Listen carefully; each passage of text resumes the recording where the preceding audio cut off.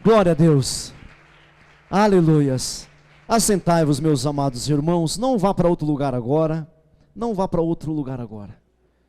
Tome o seu assento, tome o seu lugar e tenha toda a sua atenção voltada para a palavra do Senhor. Que nós nessa noite vamos apenas ter uma introdução. Daniel capítulo 9. Daniel capítulo de número 9. Amém? Daniel capítulo de número 9. Glória a Deus. Quero que vocês se preparem para este capítulo, não porque é melhor do que os outros, né? Não é por isso, mas porque ele é muito prático. E eu tenho visto algumas coisas aqui nesse capítulo 9, Deus tem me mostrado algumas coisas aqui, meus irmãos, que parece muito simples, é simples mesmo, mas as coisas simples de Deus são profundas. As coisas mais simples do Altíssimo, elas são profundas. A gente não consegue ficar assim, equacionando, equalizando, fazendo a equalização ou a equação. Nós não conseguimos. As coisas mais simples do Altíssimo são profundas. A gente só consegue receber. Então quero chamar a sua atenção para essas duas próximas quartas-feiras, para que você esteja atento, principalmente você que trabalha na liderança de pessoas, células, de rede, está acompanhando o discipulado, o evangelismo. Esteja com muita atenção, porque esse capítulo 9, meu irmão, não é que é melhor, como tenho dito, né?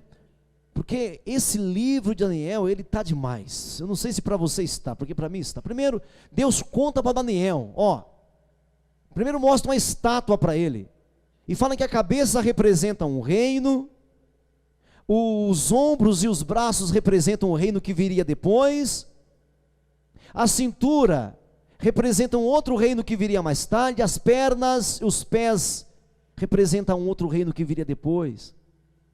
Depois o rei tem um sonho, e o Daniel vai interpretar, e aí a coisa continua no mesmo sistema.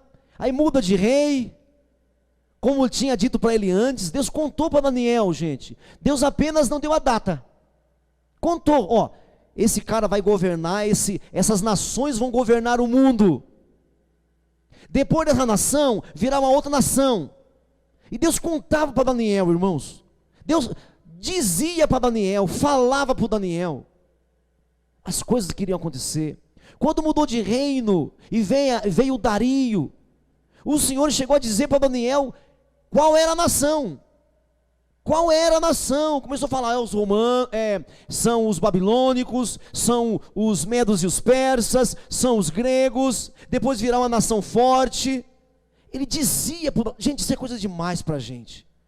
É coisa demais. E quando você e eu, quando nós nos lembramos de que o Daniel não tinha o Espírito que eu e você temos, o Espírito Santo que eu e você temos, o Espírito Santo na vida dos profetas vinha sob medida, não vinha como vem para nós hoje, não vinha assim. O Espírito Santo na vida dos profetas, dos sacerdotes, não vinha sobre eles como vem para nós hoje. É uma torneira aberta. Está entendendo, irmãos? Por isso, quando você está num lugar como este, irmãos, bebe, absorve, coma, se alimenta, porque o Espírito Santo, depois de Atos capítulo 2, a torneira foi aberta. Pastor, mas eu não entendo isso. Não precisa entender, irmãos, beba. Você fica perguntando sobre oxigênio, sobre hidrogênio na sua água quando você toma. Não estou falando que você tem que aceitar tudo que os homens falam, não. Eu estou dizendo para ti, que quando se diz respeito a Deus, primeiro vai comendo, depois você entende, vai bebendo, vai comendo, vai recebendo, porque nós estamos em dias de milagres, nós estamos em dias proféticos. Amém, irmãos? Está entendendo, meus queridos? Amém? Esse Daniel é surpreendente. O que Deus tem feito, contado para ele especificamente, as coisas que vão acontecer. Mas quando chega no capítulo 9, nós temos aqui a oração do Daniel. Nós temos a oração do Daniel. Aí eu te faço uma pergunta, irmãos. Vamos ler o texto, eu faço a pergunta depois? Porque pode ser que nem dê tempo também, né? Vamos ler o texto, eu te faço a pergunta depois. Amém? Capítulo 9, Daniel, o profeta. Nós já estamos rasgando todos esses capítulos agora, nesses dias. Amém? 2 cultos para cada capítulo. Isso eu estou fazendo uma força imensa para conseguir fazer isso. Amém? Mas eu tenho certeza que você está absorvendo. Vamos ler esse capítulo 9 todo. E depois eu quero fazer uma pergunta.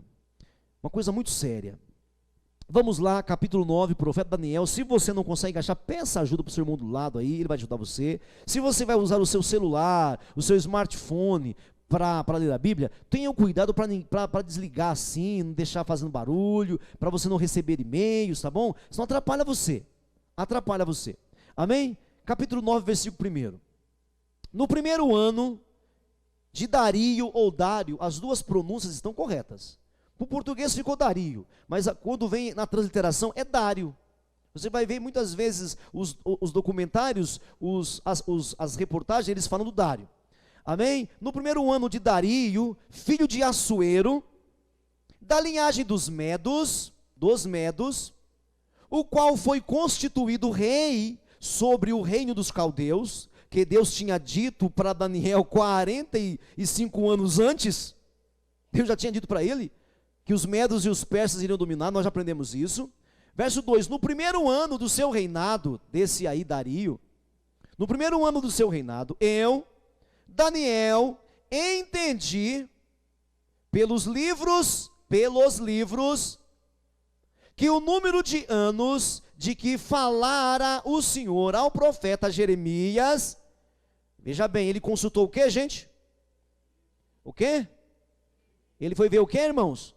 Livros.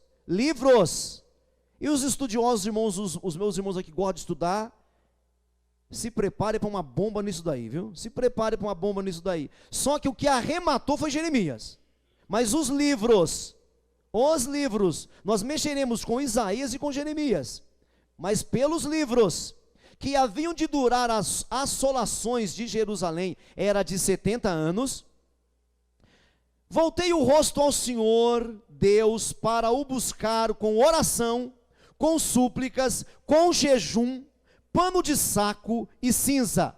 Orei ao Senhor meu Deus, confessei e disse: Ah, Senhor Deus, grande e temível, que guardas a aliança e a misericórdia para com os que te amam e guardam os teus mandamentos. Temos pecado e cometido iniquidades, procedemos perversamente, fomos rebeldes, apartamo-nos dos teus mandamentos e dos teus juízes, e não demos ouvidos aos teus servos, os profetas, que em teu nome falaram aos nossos reis, nossos príncipes, nossos pais, como também a todo o povo da terra. A ti, ó Senhor, pertence a justiça, mas a nós o corar de vergonha, como hoje se vê aos homens de Judá, os moradores de Jerusalém, todo o Israel, quer os de perto, quer os de longe, em todas as terras por onde tem lançado, por causa das suas transgressões que cometeram contra ti. Ó Senhor,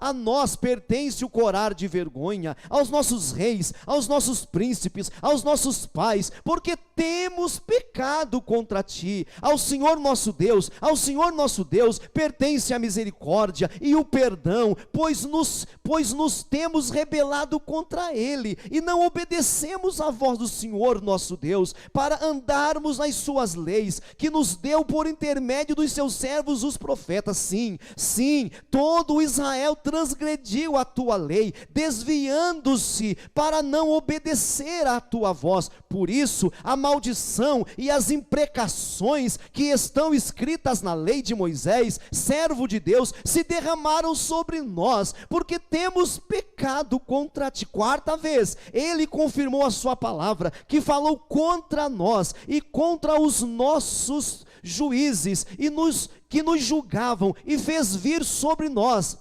grande mal, porquanto nunca, nunca, nunca, debaixo de todo o céu, aconteceu o que se deu em Jerusalém, como está escrito na lei de Moisés. Todo este povo, todo este mal nos sobreveio. Apesar disso, não temos implorado o favor do Senhor nosso Deus, para nos convertermos das nossas iniquidades e nos aplicarmos à tua verdade. Por isso, o Senhor cuidou em trazer sobre nós o mal e o fez vir sobre nós, pois justo é o Senhor nosso Deus em todas as suas obras que faz, pois não obedecemos a sua voz. Na verdade, ó Senhor nosso Deus, que tiraste o teu povo da terra do Egito com mão poderosa, e a ti mesmo adquiriste renome, como hoje se vê, temos pecado e procedido perversamente. Ó Senhor,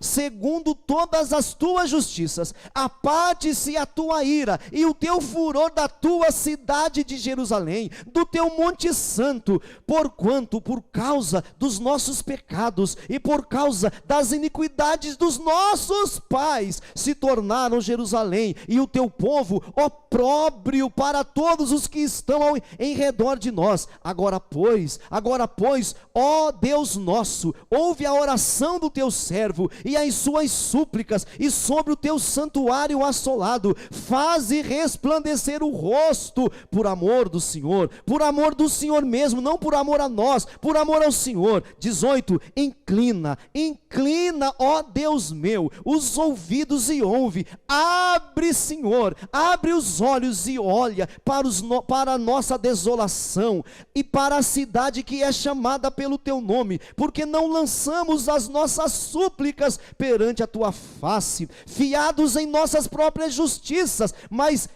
em tuas misericórdias. Ó Senhor, ouve, ó Senhor, perdoa, ó Senhor, atende-nos e age, não te retardes, por amor de ti mesmo, ó Deus meu, por amor de ti mesmo, ó Deus meu, porque a tua cidade e o teu povo são chamados pelo teu nome.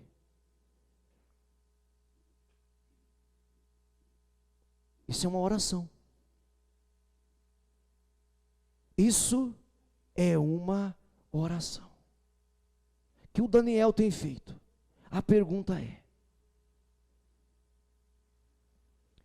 se as coisas estão escritas para acontecer, e estão, se a história está escrita, e a história está, não está escrito quem faz parte da história. Por isso, se você puder levantar o seu dedinho indicador agora, levantar a sua mãozinha direita agora,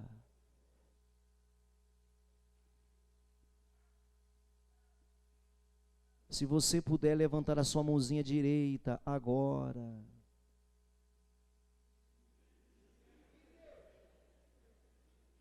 se você puder levantar um pouquinho mais alto a sua mãozinha direita agora, e se você puder repetir comigo: eu quero fazer parte da história de Deus. Eu quero fazer parte da história de Deus. Mãos levantadas, não precisa falar nada, mãos levantadas. A história, Deus sabe toda ela. Ele disse: depois desse reino, vem os medos e os persas. Depois desse reino, vem os gregos. Depois virão os romanos. Depois virá o grande príncipe. No final desse capítulo aparece o grande príncipe. E o grande príncipe é o nosso Senhor Jesus. A história, Deus sabe toda ela, do começo ao fim. Mas quem faz parte da história não está pré-determinada. Então, se você nessa noite mais uma vez puder dizer: eu quero fazer parte da história de Deus, abaixe sua mão agora. Agora, eu fecho só com isso aqui nessa noite. Tudo está escrito. Deus sabe tudo, de todos. A grande pergunta que nós fazemos, e eu escrevi aqui: se Deus sabe tudo, de todos. Por que orar? Se Ele já vai fazer ou não vai fazer, porque Ele é Deus e sabe tudo, e já conhece tudo. Antes que a palavra chegue na sua boca, Ele já sabe ou não sabe. Aí o que nós carnais fazemos? Muitas vezes você não ora, porque você fala, por que orar? Se a história está escrita. Porque vocês viram desde o começo da análise do livro que a história está escrita. Ele falou para Daniel, olha, são os babilônicos. Ó, depois são os medos e os persas. Depois são os gregos. Depois são os romanos. E quando ele falou dos romanos, ele falou assim, depois vem 10 reinos. Sabe o que quer dizer com isso? Depois sempre haverá um reino no mundo aí dominando tudo. Sempre haverá uma nação dominando. Então, se ele sabe tudo, o que é orar então?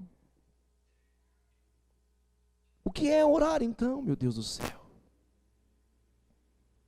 Eu só sei que esse homem Daniel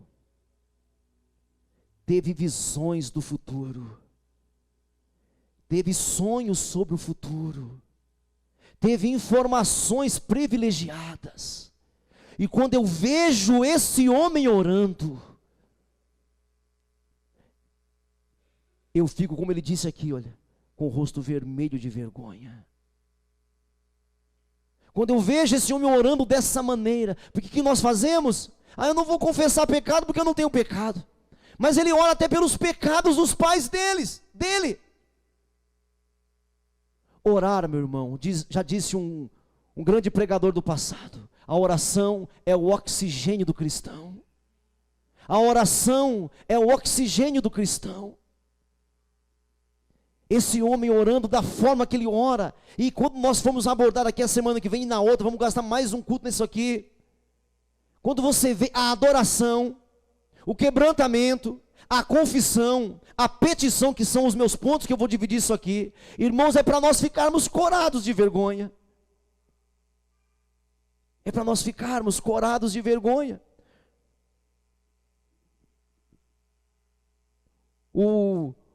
Um grande homem do passado, citando alguém, disse assim, olha,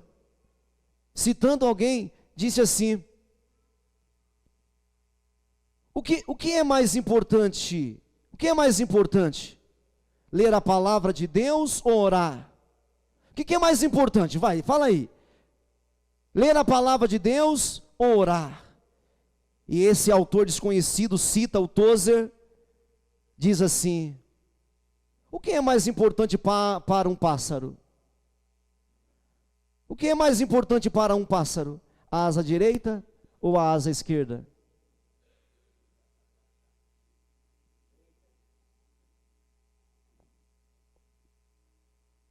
O que é mais importante para um pássaro?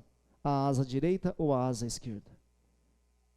Quando você vai lá para Atos capítulo 6, que tem aquela problemática lá em Atos 6, que o Pedro tem que fazer uma reunião urgente, porque na igreja sempre teve problema. Teve que fazer uma reunião urgente, porque as viúvas estavam sendo menosprezadas. Quando Pedro arremata na reunião, ele fala assim, nós perseveraremos na oração e na ministração da palavra. Nós vamos permanecer na oração e na palavra. Como orar? Um homem que já sabe tudo, ele já sabe. Então eu quero chamar você nessa noite para se debruçar no monte da oração. Não apenas uma oração religiosa, aquela que você vai lá e para 3 minutinhos para orar, mas que a sua vida, que o seu caráter seja o oxigênio diante de Deus, que o seu caráter, que o seu dia a dia, que o seu viver, que o seu lazer, seja uma oração contínua diante do Altíssimo. Como o profeta lá disse, Senhor, abra os olhos do menino para que veja. Eu nunca vi uma oração ser respondida tão rápida. Abre os olhos do menino para que veja. Diz o texto que os olhos do menino foram abertos e o menino viu legiões de anjos que guerreava por Israel. Que a nossa vida, que a tua vida, que o teu proceder, irmão, que o teu falar seja uma oração. Seja uma oração. Porque a oração é o oxigênio do cristão, é o que vai limpar os ares, é o que vai brilhar sobre a sua cabeça a luz de Deus. Se esse homem sabia das coisas, sabia quem vinha amanhã, depois da manhã e depois de amanhã, como é que esse homem orou? E eu quero dizer para você, que está aí, nos primeiros versículos que nós lemos, e eu encerro, nos primeiros versículos, ele diz: entendi pelos livros e pelo profeta Jeremias. Entendi, no versículo 2, entendi, eu, Daniel, entendi pelos livros, pela leitura, pela meditação, pela pregação, eu entendi. Sabe por que a gente não ora? Talvez porque nós não estejamos valorizando a palavra, que o irmão Derby pregou muito bem aqui nessa noite. Talvez nós não estejamos respirando a palavra. Então nessa noite eu não quero chamar você para orar 3 vezes por dia, ou para você orar 1 hora por dia, não. Eu quero chamar você para a responsabilidade da intercessão, para a responsabilidade da oração, que você carrega sempre alguém nas costas, você carrega na oração. Então, lendo esse texto e com essa introdução, eu quero chamar a sua atenção, para você ter oxigênio na sua mente, para você começar a orar mais. Curva a sua cabeça, feche os seus olhos nessa hora, em nome de Jesus. Feche os seus olhos, curva a sua fronte, em nome de Jesus. Feche os seus olhos nesse instante, e por favor não saia do seu lugar. Deixe o Espírito Santo trabalhar na sua vida, deixe o Espírito Santo operar na sua vida nessa noite. Oh, ralamassiri calamachere elemalamanai. Feche os seus olhos, curva a sua cabeça, levanta a sua voz e ore ao Senhor. Ora do jeito que você sabe orar, fale com o Senhor na sua linguagem, do jeito que você sabe falar. Abra o seu coração, levante a sua voz, renda-se diante do Senhor, renda-se diante do Senhor, abra o seu coração nessa hora, renda-se diante dEle, entrega a sua vida na presença dEle. Ele é digno de toda a honra, Ele é digno de toda a glória. Renda-se diante dEle,